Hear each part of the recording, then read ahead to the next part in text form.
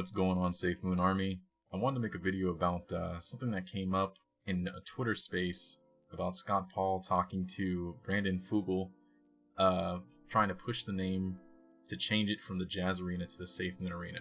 Now, obviously, this is all just speculation.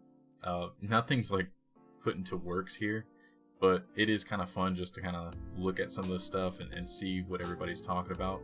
So, first things first. He did actually say this. I was in the Twitter space myself. I just don't have a recording of him saying it. And he even is found here. He's found here with Brandon Fugal. Now you're probably thinking, well, who's this guy? This guy is pretty big in Utah. Not only is he pretty big, but he also knows some other pretty big players in Utah as well. So that's just one picture of him and Scott together. They're over there enjoying their food. I actually don't know what place it is, but it looks pretty nice. It's like a nice place. But if you look a little bit deeper into who Brandon Fugal is, this guy is pretty big in Utah when it comes to real estate. His bio even says market domination, entrepreneur, speaker. So he has a lot of pull. And if you want to get stuff done, you kind of want to talk to this guy when it comes to anything to do in Utah when it comes to real estate and things like that. And then the connection here that you can actually look at, you can kind of piece this together, is if you look at Brandon Fugal, he actually has some ties with Ryan Smith. And Ryan Smith is another big player in Utah. This guy actually owns the Utah Jazz Arena. If you look him up on Google, just look up his Wikipedia page and everything. This guy's he's a billionaire.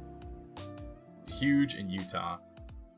He owns the Utah Jazz Arena, so if anything were to change with the arena in any way at all, I think that you would have to talk to this guy. Well, I don't think that. You actually would have to talk to this guy. He owns it. They both know each other, Brandon Fugal and Ryan Smith. And now Scott Paul's over here in the mix talking to Brandon Fugal. Eventually, Scott Paul's going to make his way to Ryan Smith, and who knows what could actually come out of that. I also want to touch on this one article that I found about Ryan Smith. Ryan Smith has a pitch. The new owner of the Utah Jazz wants to rebrand the Beehive State. Not everyone's buying. So it kind of just goes into him trying to rebrand Utah and probably get it a little bit more future oriented, which is good news because even John Caroni has said that Utah looks really good when it comes to tech. That was John Caroni's thinking, so maybe Ryan Smith's also thinking the same thing. There's even a quick excerpt here, and I'll just read this. It's a question that animates Smith more than any other. Like many of his tech billionaire peers, he is prone to excited riffs on the future of blank, telework, social media, sports marketing, etc. He likes pretty mountains as much as the next guy, but he believes there's much more to Utah than the story that's being told. The economy is booming, the population is exploding, the tech scene is overflowing with new venture capital. Now, this guy, he's only about 44 or so. He's not that old. I know he knows about cryptocurrency. I know he knows about technology. And if that's his mindset and what he's trying to strive to do in Utah, he's definitely going to do it. And he's going to find a cryptocurrency, hopefully, that has the same vision as him. And what better cryptocurrency to use than the one that's in the same state as you? I mean, I'm just saying. John's right there. He's right there. Scott knows Brandon Fugal. Pretty much, and I'll say this because I'm sure a lot of other people know this. It's not necessarily what you know. It's always who you know. If you know the right people, the doors just open for you. It's insane. The doors just open.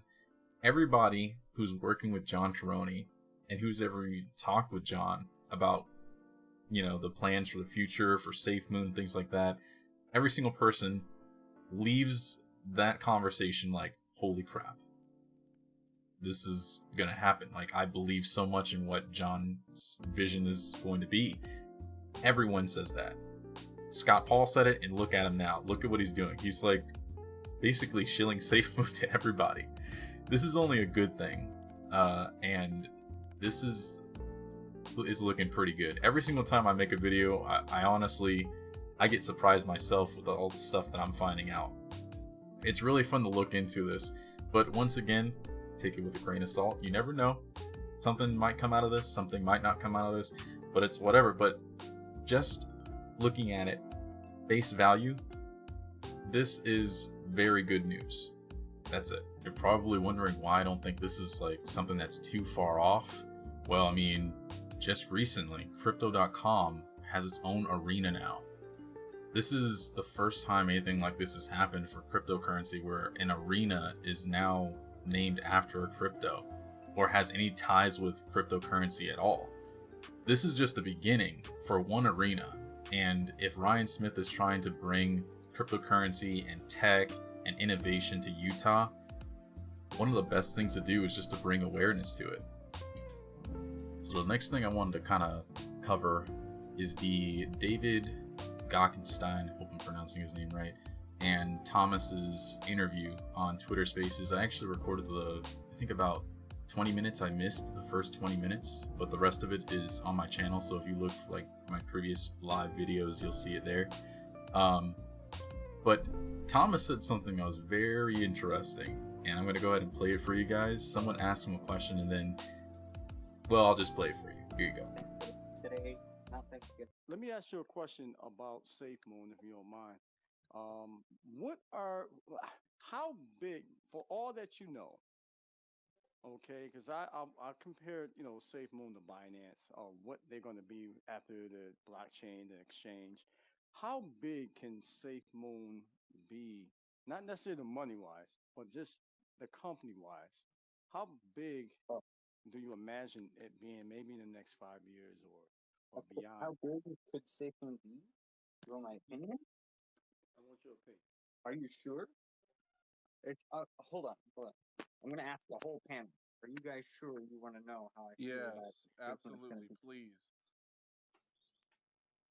SafeMoon could be the ABC of crypto. Like, I'm not fucking around. Like, I'm leaving now, and maybe I'm shooting myself in the foot, and that's okay for me. That's a decision that I've made. But I know where things are going. John has told you over and over that SafeMoon is a tech company. What the fuck did they do when they reached the top of their game? That's right. So where do I think their maximum potentiality is reaching ABC level? And that is there is a clear path to this, and I'm telling you, when that SafeMoon blockchain comes out, I'll make a fucking Papa token. That's what I'm freaking talking about. Like, you think it's gonna be successful or not? Like, I'm gonna make a fucking Papa token on the SafeMoon blockchain. Woo! Yeah, baby! That's what I've been waiting for. That's what it's all about. So only good news. It's looking up from here. I love the fact that he's coming out with a Papa token. I might buy in. Hopefully I have some money on the side, because, man, I'm putting like a good bit of money into SafeMoon already. So, I mean, we'll see what happens. I'd love to see the Papa token on the SafeMoon blockchain. But I'll just go ahead and leave it at that. If you guys enjoyed the video, go ahead and leave a like. Subscribe if you want. Dislike the video if you dislike the video. If my video sucked, go ahead and put that in the comments too. I mean, feedback is appreciated. But yeah, thanks again, guys. Hope you have a good one. Take care.